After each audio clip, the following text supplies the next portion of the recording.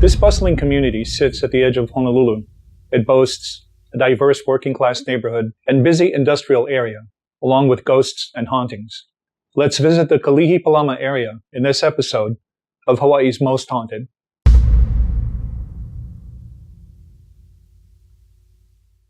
Beyond the cool waters and trade winds of our idealistic paradise is the thin veil which separates our world from the place where the shadows talk back. Welcome to Hawaii's Most Haunted.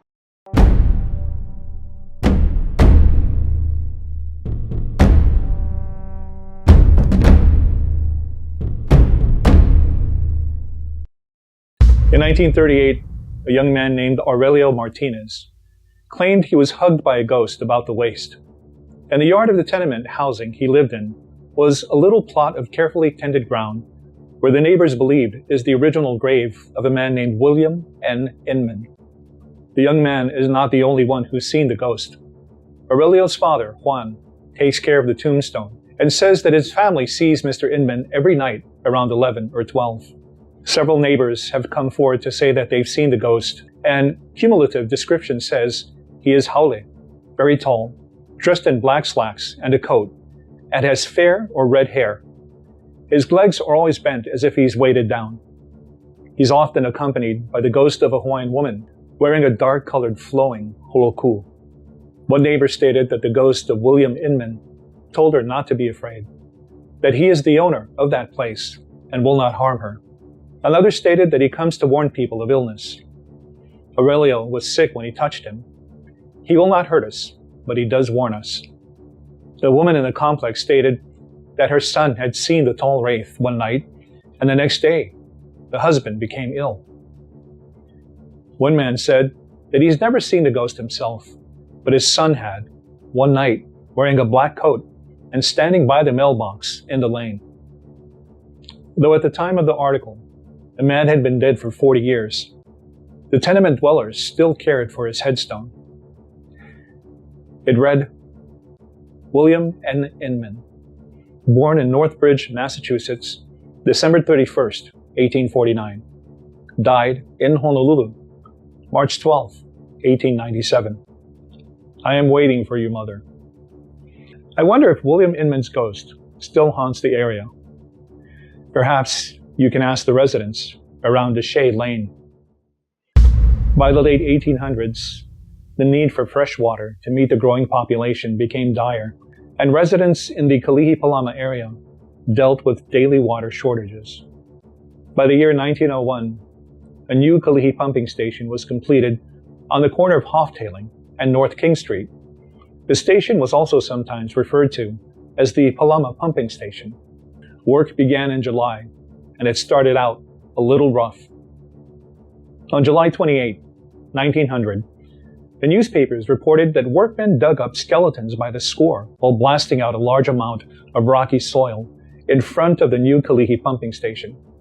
In one section, where the soil was loose, a blast sent the fragments of dozens of skeletons skyward, and for some time afterward, femurs, tibias, portions of skulls, and worm-eaten wood from coffins were picked up in large quantities. In fact, the article says, skulls became so common that they were shoveled into wagons like debris. In one place, a skeleton of a Hawaiian man was unearthed. Fully 6 feet 3 inches in height, it was said to be a magnificent framework of bones, but was broken to pieces before it could be properly arranged. In another section, several skeletons were found which had been buried in an upright position with the feet pointed downward. The water commissioner at the time said that he expected to find dozens of more skeletons once scaffolding was moved and the plot of soil beneath it is excavated. Some of the skeletons had broken bits of pottery and vessels about them, and any coffins they might have been in had long since rotted away. The article says that many of the skulls were in an excellent state of preservation and show one very remarkable feature. This was the condition of the teeth, which were perfectly intact. Hawaiians nearby asserted that the area was used as a burial place as late as the 1850s. Around 1906, a number of Hawaiian and part Hawaiian men looking to better their lives, had been taught to be engine operators at the Kalihi pumping station, and had thus been able to secure positions on the American Hawaiian steamships. About a year after the program began, George Hailey, eager to advance himself beyond his occupation as a stevedore, applied for the apprenticeship. On the first day of his new job, George was brought around the station and shown how the oiling was done, and sometimes took part in it himself. George was eager to learn about the entire plant and spent the whole morning observing. No one actually saw the horrific accident. The man training him was high up on a platform in the engine room, while George was in the boiler room for a bit. It is assumed that George came in and, without a word, picked up an oil can in order to oil a certain part when his sleeve caught in the machinery. His trainer heard a soft but startling scream and hurried to descend. At the very same time, another worker walked into the engine room. The first thing that caught his eye was George's severed leg. The rest of George's body, torn, mangled, and mutilated, was thrown by the machinery through a hole to the floor below. When he called out, "George is make!" another man rushed in from the boiler room and immediately shut down the engine. George was a stevedore by occupation and was reportedly an intelligent man who was no stranger to machinery. He was about 26 years old and married. He and his wife had 2 children who passed away while still very young. In August 1907, while excavating for an oil tank at the same pumping station, work crews came across what appeared to be some unusual stonework, such that no history of ancient Hawaii spoke of. It was unique enough that antiquarian Thomas Thrum and Dr. Nathaniel Emerson showed considerable interest. According to the newspaper article at the time, about 2 feet underground, diggers came upon a flat platform of black ala rocks, cemented together with an old Hawaiian cement known as palolo dirt, which resembles a fire clay.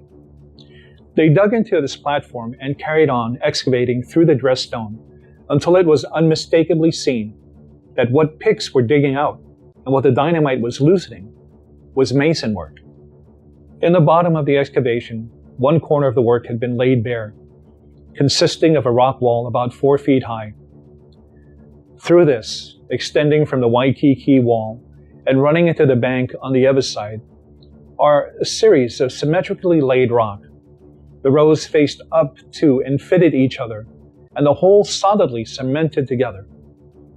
Between the walls, the space was filled in with great boulders. Those who examined the work hesitated to guess what it might be, but the appearance of the work suggested to one of them the legend told of a Molokai chief whose remains were placed in a great hole by his son, the body covered deep with rock, and the whole tomb cemented together. The author of one letter to the newspaper editor stated that he went back to the site a week later and saw that the walls had been removed, and the digging seems to have come to an end directly over what appears to be a second covering of stone. He asked the engineer at the station what was going to be done about the matter, and he said that he thought they would go right ahead and build an oil tank in the hole and thus forever seal up the mystery. Others believed that the entire thing was just a rare and interesting geological formation created by nature, not man.